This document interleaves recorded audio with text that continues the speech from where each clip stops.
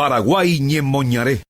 Francisca Britos, comunicadora paraguaya en Buenos Aires, entrevista a Gregorio Gómez Centurión, quien hoy rememora aquel trabajo gremial hecho con los campesinos paraguayos en la década del 60, 70 y 80 en las ligas agrarias cristianas. Voy a hacer una pequeña reseña en una parte, el comentario sobre una de sus grandes obras, que es El Velatorio de los Difuntos, una obra majestuosa de Gregorio Gómez Centurión.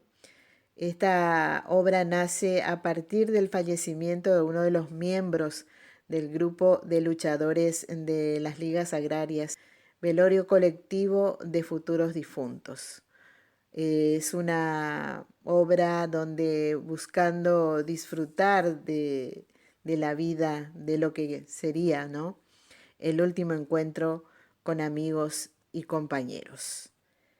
En el velorio de Bernardo Torales, uno de los miembros del grupo de compañeros de las luchas agrarias, por supuesto, en este velatorio y en este velorio encontró a sus compañeros sobrevivientes, también el presente. Y uno de ellos dijo: cualquiera de nosotros será el próximo difunto y no podrá hablar con los que vengan a su velatorio. Entonces, una vez retirado de este velorio, a él, analizando, seguramente se me ocurre a mí, después de este encuentro donde despedían los restos de un compañero en este velorio, se le ocurre a Gregorio Gómez Centurión: velorio en vida o próximos difuntos. En comunicación con don Gregorio Gómez Centurión, gran compatriota, gran Paraguay Ñemoñaré, luchador de las recordadas ligas agrarias católicas o cristianas, gran antropólogo, conocedor de tanto de nuestra historia, de nuestras costumbres. Nomo maite ise, co Paraguay Ñemoñaré, Pucué, Radio Nacional del Paraguay, Vieca, Tujabe, Icatu entero Bete, Homo Sarambías, Inahuitupepores, Taba Buenos Aires, PABI. Un abrazo enorme, cordial saludo, y le agradezco mucho esta comunicación, y preguntarle dónde nació don Gregorio y además qué reflexión hace de aquellos tiempos de la lucha de las ligas agrarias cristianas. ¿Cuánto nos queda todavía por hacer, según su entender y su mirada, de estas luchas agrarias? Yo nací el 7 de marzo de 1938. Acabo de cumplir 82 años. Y he nacido aquí en Guasucorá, una comunidad del distrito de Villeta. Mi familia vive aquí desde hace mucho tiempo. Mi abuelo paterno nació en 1860 y mi padre, Gavino Gómez, nació en 1882. Así es que tengo una experiencia de más de 150 años en la zona, porque he aprendido mucho con mi padre de toda la historia anterior. Mi experiencia como joven, porque a los 21 años yo me integré a la Juventud Agraria Católica, la JAC. La JAC, que estaba asociada al Movimiento Internacional de Juventudes Rurales y Agrarias, MIJAR, nació en Paraguay en 1960. Entonces yo en 1960, poco después de su fundación, ya me integré al movimiento. Entonces mi experiencia de 7 años, desde 1960 a 1967, yo milité en la JAC. Y después, de 1967 en adelante, en la llamada Ligas Agrarias Cristianas. Entonces tengo una militancia de 18, 19 años Y en ese tiempo la militancia nuestra se debía al interés, a la intención de trabajar la conciencia campesina. Nuestro movimiento de juventud se llamaba Movimiento de Educación y de Formación Cristiana. Y finalmente con las ligas agrarias era una cuestión más gremial, más reivindicativa. La característica del trabajo de las ligas agrarias cristianas, que ha abarcado casi toda la región oriental, entonces porque había movimientos en Alto Paraná, en Caguazú, Cordillera, Misiones en gran parte, Cazapá algo también, Central, San Pedro, Amambay. Entonces la característica de las ligas agrarias cristianas era la entreayuda entre los campesinos. El sistema Yopoy, el sistema de reciprocidad y de solidaridad se llevaba a cabo, y una de las características más diferenciable, era también la tenencia y uso asociativo de la tierra.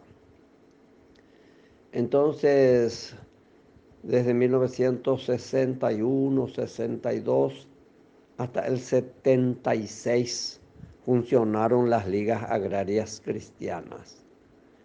Al comienzo bastante bien, porque con cierta protección de la Iglesia católica, de la jerarquía mejor, de ciertos obispos y algunos sacerdotes, no de la Iglesia en general en realidad.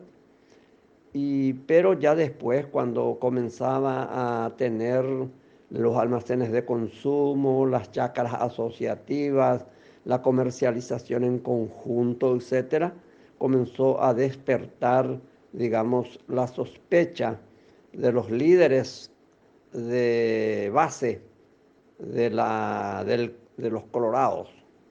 Entonces, en ese tiempo, la dictadura astronista hacía de que esto se veía mal. Se veía mal que la gente tenga su almacén de consumo comunitario, que se tenga la producción asociativa para asegurar la comida, porque de ese modo se evitaba recurrir a los almacenes. Y los almacenes por lo general eran también de los capos, de los políticos, de los politiqueros. La conciencia se lograba dentro de las ligas agrarias cristianas a partir de una dinámica que al comienzo llamábamos ver, juzgar, actuar. Ver una cosa, dar un juicio, decir si está bien o está mal, y entonces en consecuencia hacer algo frente a esa realidad. Posteriormente, ya dentro de las ligas, esa dinámica se convierte en un método que se llama acción, reflexión, acción. Es decir, se planifica una acción, se actúa, se reflexiona sobre lo actuado y se planifica de nuevo. Es una dinámica fundamental que finalmente produce lo que llamábamos en este tiempo la educación popular. Yo, por ejemplo, soy autodidacta. Yo me fui muy poco a la escuela, solamente a la escuela primaria, y desde los 21 años yo comencé sin ir a la escuela, sin haber ido a la universidad. Bueno, mis estudios sobre lenguas, sobre política, sobre historia, sobre sociología, se ha dado fuera de los ámbitos formales de la escuela. Y eso me ha permitido las ligas agrarias cristianas. Ellas me permitieron eso.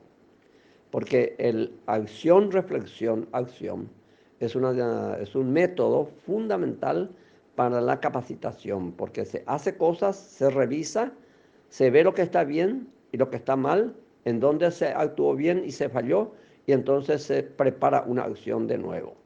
La formación de los líderes, la educación popular se hace en el frente de batalla, se hace en la lucha social, se hace en la lucha por la reivindicación de los derechos. No, no es leyendo nomás. Además leer, así es. Y falta mucho que hacer. Las ligas agrarias hicieron bastante. Las organizaciones actuales como la Federación Nacional Campesina son en gran medida herederas de las ligas agrarias. Pero lo que yo creo es que algo que se refiere a la mejor distribución de los bienes, a la mejor distribución de la riqueza en Paraguay falta muchísimo. Todos sabemos que el Paraguay es una nación de mucha diferencia, hay mucha desigualdad.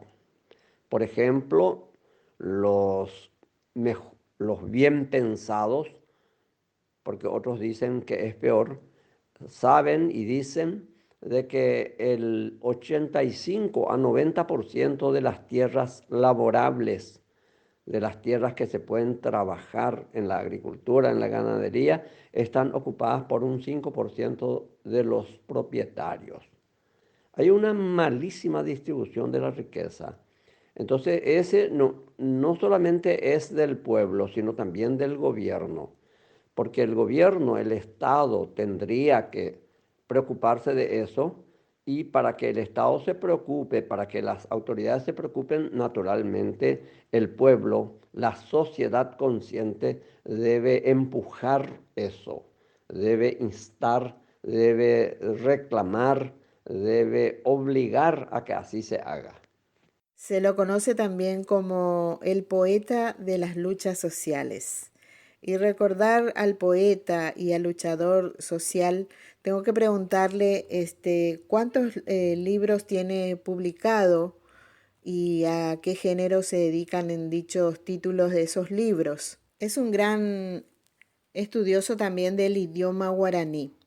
¿Hay una en particular que le haya llegado más para estudiar sobre el guaraní? Si no, estoy mal informada, es más el guaraní del Paita Butena. Hay bastante diferencia entre el mismo guaraní. Gracias por llamarme antropólogo. Yo no soy antropólogo, yo he trabajado durante 7 años con los Paintahuitená, últimamente también 5 años con todas las naciones guaraníticas, que son los Abá, los Mbá y los Paintahuitená en la región oriental del Paraguay. También los H, llamados anteriormente de otra manera. Entonces, yo tengo experiencia de trabajo social con los pueblos. También trabajé en el Chaco con la organización llamada Tierra Viva, que reivindica fundamentalmente el derecho a la recuperación de los territorios y de las tierras. Pero yo no soy antropólogo, yo tengo conocimiento, tengo experiencia, he trabajado muchos años con los indígenas, tanto del Chaco, pero fundamentalmente con los guaraní. Entonces, yo por ese lado, digo, dentro de ese tiempo, también comencé a escribir. En realidad, yo comencé a publicar mi libro cuando tenía 40 y tantos años ya. Comencé a escribir desde temprano, pero finalmente deseché esos poemas anteriores y publiqué lo que yo había escrito más o menos desde 1975. Y tengo hasta ahora 5 libros publicados y uno está en pendrive esperando que pase o que disminuya el tema de este virus de COVID-19 para que publique. Tengo publicados los siguientes temas. Ñe'e en 1970, no, perdón, 2007.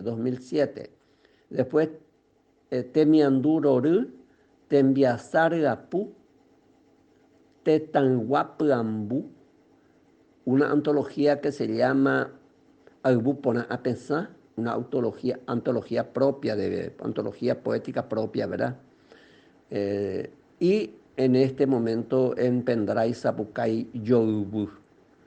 Mis poemas, mis libros están conformados, tienen como contenido ensayos breves sobre cultura guaraní, cultura paraguaya y lengua. Entonces, mis libros no son solamente poesía, sino que son escritos breves sobre estos temas culturales y lingüísticos. Y bueno, yo agradezco mucho a este movimiento de ustedes porque agradezco infinitamente el haberme dado la oportunidad. Me preguntaban también sobre los diferentes dialectos de la lengua guaraní. La gente llama lengua, y eso está bien, las lenguas, pero podemos decir que son dialectos por el sentido de que deriva de una lengua matriz anterior. Entonces en Paraguay tenemos el guaraní paraguayo, llamado técnicamente así, el guaraní paraguayo que nosotros hablamos normalmente. También está el guaraní paintahuitená, el guaraní mbuá, el guaraní abá guaraní, también H, también el H, y dos lenguas guaraní en el Chaco, llamado el guaraní de la región occidental. Entonces, son el ñandeva y el guarayo, creo que así se llama. Entonces son varios dialectos del guaraní. Y hay una cierta diferencia entre ellos. Yo lo que conozco más es el guaraní paintahuitená. He escrito poesías y textos en esa lengua. Y también algo, por haber leído tanto, también conozco algo del guaraní mbuá.